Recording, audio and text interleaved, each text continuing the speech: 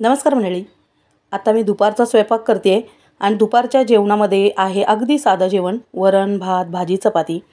आणि ही जी डाळ आहे ना, ही तूर डाळ आणि मूग डाळ दोन्ही मिक्स डाळी आहेत. दोन्ही पण 1-1 किलो अशा मी मिक्स करून ठेवलेल्या आहेत आणि ती मी आता कुकरमध्ये शिजवून झालेली आहे.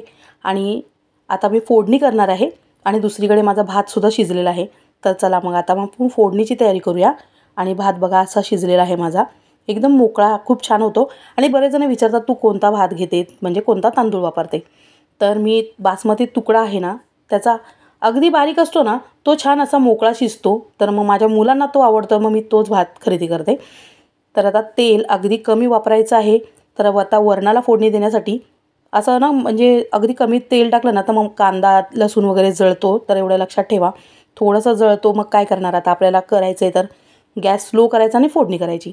तर बऱ्याच मुलींची कमेंट असते की तू जे वरण बनवते ते खूप छान दिसतं, तर तू कशी फोडणी करतेस.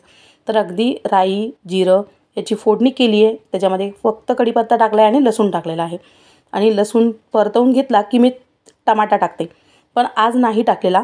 मग आता त्याच्यामध्ये हिंग टाकली आहे. लगेचच हळद पण टाकायची, पण आता माझा मसाला जळतो आहे म्हणून मी आधी वरण त्याच्यामध्ये ओतून घेतलं आहे. तर आता वरण मी पातळ करणार आहे. आधी पातळ केलं कारण की थंड झाल्यानंतर परत ते घट्ट होतं ना, म्हणून आधीच पातळ करून ठेवते. तर आता लागेल तितकं पाणी टाकून घ्यायचं. तर आता मी पाणी टाकून घेतलेलं आहे. त्याच्यानंतर हळद आणि कोथिंबीर टाकून घ्यायचं. आता बरेच जणांना लगेचच कमेंट करतात की 2 डाळी एकत्र खायच्या नसतात. तर असं काही नसतं. आता मी जे डाएट करते तर त्याच्यामध्ये आम्हाला जे काय मला सांगितले ना, मी तेच तुमच्याबरोबर शेअर करणार आहे. आणि खरंच त्याने फरक पडतो. आता हे सगळ्या गोष्टी तुम्हाला 3 महिन्यानंतर दिसतील आणि मग तेव्हा मी तुमच्याबरोबर सगळ्याच गोष्टी शेअर करेल. मग तोपर्यंत 3 महिन्यामध्ये मी काय काय बनवलं तर ते तुम्हाला समजायला पाहिजे. मग मी ते तुम्हाला सगळं सांगते. तर आता माझी वरणाला छान उकळी आलेली आहे. तर आता चपात्या करून घ्यायची आहेत, म्हणजे भाजीला फोडणी द्यायची आहेत. तर आता कढई बाजूला करून घेऊया. आणि मी आता कुकरमध्ये करणार आहे. कारण की ना काय होतं ना, हे डाएटचं जे जेवण असतं ना, तर टाईम टू टाईम सगळं असतं. पाणी व्यवस्थित टाईमावर प्यायचं, जेवण वेळेवर झालं पाहिजे. मग त्याच्यात खूप घाई होते. नाहीतर मी आता कढईमध्येच भाजी फोडणी दिली असती, पण त्याला वेळ लागेल ना, म्हणून मी आता कुकरमध्येच करते. तर मी अगदी थोडंसं तेल घेतलं आहे आणि त्याच्यामध्ये फक्त जिऱ्याची फोडणी दिली आहे आणि कढीपत्ता टाकला आहे. थोडासा लसूणसुद्धा टाकला आहे आणि तो जरासाच अगदी परतून दिला आहे. तेल कमी असल्यामुळे ना लगेचच मसाला करपायला लागतो, म्हणून जरा मीडियम गॅस ठेवा. आणि एक मोठा कांदा होता, तो अगदी बारीक चिरून घेतला आहे. बारीक चिरून घेतला की तो छान परतायला बरा पडतो आणि कमी तेलामध्ये पण मग तो चांगला भाजला जातो. आणि किती पण मसाला करपू दे ना तर काही असू देत, पण आपल्याला तेल कमी टाकायचं आहे. आणि मी आता इतके दिवस झाले अगदी कमी तेल टाकते ना, पण जेवण मात्र खूप छान होतं. असं काही नाही, चवीमध्ये काही फरक पडत नाही. तर आता मीठ टाकून घेते, जेणेकरून आपला कांदा लवकर परतला जाईल आणि त्याला ना तेल पण सुटतं. म्हणजे किती पण आपण तेल कमी टाकलं असेल तरीसुद्धा, म्हणून कांद्यामध्ये ना मीठ लवकर टाकलं तर एकतर लवकर तो भाजला पण जाईल आणि त्याला तेलसुद्धा सुटेल. आणि आता आपण टमाटा टाकणार आहेत, तर तो सुद्धा ना लवकर विरघळतो. तर आता मी 1 कांदा 1 टमॅटो, तर कांदा आपला परतून झाला आहे आणि टमाटासुद्धा आता मी टाकला आहे. आणि अगदी जरासं मी आता परतवून घेते आणि त्याच्यावर ना झाकण ठेवून जर आपण शिजवलं ना, तर पटकन टमाटा आहे ना, तो लगेचच्या लगेच आपल्याला विरघळून जाईल आणि करपणारसुद्धा नाही आणि वरून त्याला तेलसुद्धा सुटेल, म्हणजे इतक्या कमी तेलातसुद्धा. तर तुम्हाला मी दाखवते आत्ता, पण मी झाकताना तुम्हाला दाखवलं नाही. बघा आता त्याला बघा, एवढंसं तेल असूनसुद्धा तेल सुटलेलं आहे. तर अगदी कमी तेल टाकलं ना तरीसुद्धा भाजी स्वादिष्ट बनते, छान बनते. आणि करपलंसुद्धा नाही आहे. तुम्हाला असं वाटतं आहे करपलं, पण करपलेलं नाही आहे. तर हळद आणि हिंगसुद्धा मी आता टाकून घेतली आहे. आणि आता आपण टाकून घेऊया फ्लावर. तो मी पाव किलो फ्लावर आहे ना, पावच किलो फ्लावर घेतलेला आहे आणि तो गरम पाण्यात आता मी ठेवला होता सोलून. आणि पाव किलो फ्लावरला मी 2 अगदी मीडियम साईजचे बटाटे आहेत ना, ते टाकलेले आहेत. डाएटमध्ये बटाटे खायचे नाहीत असं म्हणतात, पण असं काही नाही आहे, खायचं बटाटा वगैरे. आणि त्याने खरंच म्हणजे जे काही मी भाजी तुम्हाला सांगते ना, ती टाईम टू टाईम तेच नाश्ता केला पाहिजे, म्हणजे जेवण वगैरे. आणि प्रत्येक फळभाजी, चपाती, भात सगळं आपल्या पोटात गेलं पाहिजे. तर आता फ्लावर टाकल्यानंतर मी बटाटा टाकला. बटाटे अगदी मीडियम साईजचे 2 होते, छोटे छोटेसे. मग ती भाजी टाकल्यानंतर मी परतवून घेतली, छान एकजीव करून घेतली आहे. आणि आता त्याच्यामध्ये थोडीशी कोथिंबीर टाकली आहे. आणि आता अजिबात मी पाणी न टाकता आता कुकर झाकून ठेवणार आहे आणि अगदी मंद आचेवर एकच फक्त शिट्टी आणून देणार आहे. खरं तर ना, हे डाएटचं जेवण करताना वेळ नसतो त्याच्यामुळे, नाहीतर मग कढईत केली तरीसुद्धा चालेल. अगदी मंद आचेवर ठेवायचं, पाणी न टाकता. मी फ्लावरची भाजी अशी करते.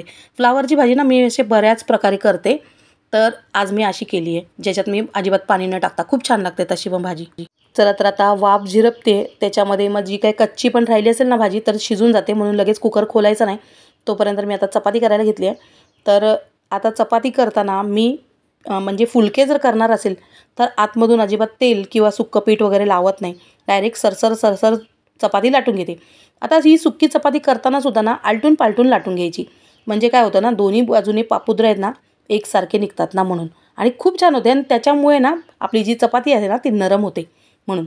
आणि ना मला काय होतं, मी सरसर लाटू शकते पण माझ्याकडून आहे ना कॅमेरा कोणी नीट पकडत नाही, व्यवस्थित पकडत नाही. मग तो मला स्वतःच ठेवलेला कुठल्या अँगलला ठेवायचा आहे तर तसा ठेवला तरच मला छान वाटतं. मग मुलांना सांगून काही उपयोग होत नाही.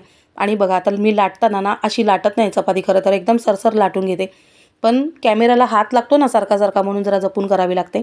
तर आता चपाती टाकल्यानंतर जरासे त्याला असे काय बोलतात त्याला, फुगे छोटे छोटे येतात ना गोटीसारखे, मग तसे आले की लगेच उलटवून घ्यायची. आणि मग नंतर ती खालची बाजू छानपैकी भाजून घ्यायची. म्हणजे आता मी चपाती आहे ना ती लगेच शेकती आहे, तर तुमच्या लक्षात येईल, कारण की ते ना वेळ झालेला आहे जेवणाचा माझा त्याच्यामुळे. आणि लगेचच मग परत उलट बाजू करायची आणि मग ती शेकून घ्यायची. आणि तेव्हा जोपर्यंत आपल्याला जमत नाही ना तोपर्यंत ना असा एक स्वच्छ कपडा घ्यायचा आणि त्याला असं त्याने चपाती शेकवायची. आणि जेव्हा आपण नवीन चपाती करत असतो ना तेव्हा ही जी वाफ निघाली आहे त्याच्यामुळे प्रत्येक वेळी हात भाजतो, तर लक्ष देऊन करा. म्हणून तो कपडा घ्यायचा जेणेकरून वाफ निघताना जरा लक्ष ठेवा, वाफ जिथून जाते ना तिथे हाताला खूप भयंकर चटका बसतो. तर आता चपाती माझ्या झालेल्या आहेत सगळ्या, आणि आता भाजी झालेली आहे. पण भाजी इतकी छान लागते नाही, जर तुम्ही सुद्धा अशी भाजी करता का तर नक्की कमेंट करून सांगा. आता बघा ही जी भाजी आहे ना खरंच खूप छान झाली आहे. आणि त्याचा जे फ्लावर आहे ना तो सुद्धा ना ओव्हरकुक नाही होत जर का आपण मंद आचेवर एकदम एकच शिट्टी होऊन दिली तर. तर आता आपली भाजी तयार आहे आणि या मग जेवायला, जेवण वाढून घेऊया. तर मला एका दादांची कमेंट होती की तू जेव्हा जेवण वाढतेस ना तर मला खूप छान वाटतं, मी बाहेर राहतो म्हणजे शिक्षणासाठी, तर जेव्हा तू वाढतेस ना जेवण तर असं वाटतं पटकन जेवायला यावं आणि जेवावं, खूप छान झालं असणार असं मी कल्पना करतो. म्हणून ह्या अशा छान कमेंट वाचल्या ना की खूप छान वाटतं. तर आपल्या या ताटामध्ये आता फक्त सलादची कमी आहे, ते आज माझ्याकडे नाही आहे म्हणून मी ते घेतलं नाही, पण असं करायचं नाही, घ्यायचंच, पण त्याच्यामध्ये गाजर अजिबात घ्यायचं नाही. बाय.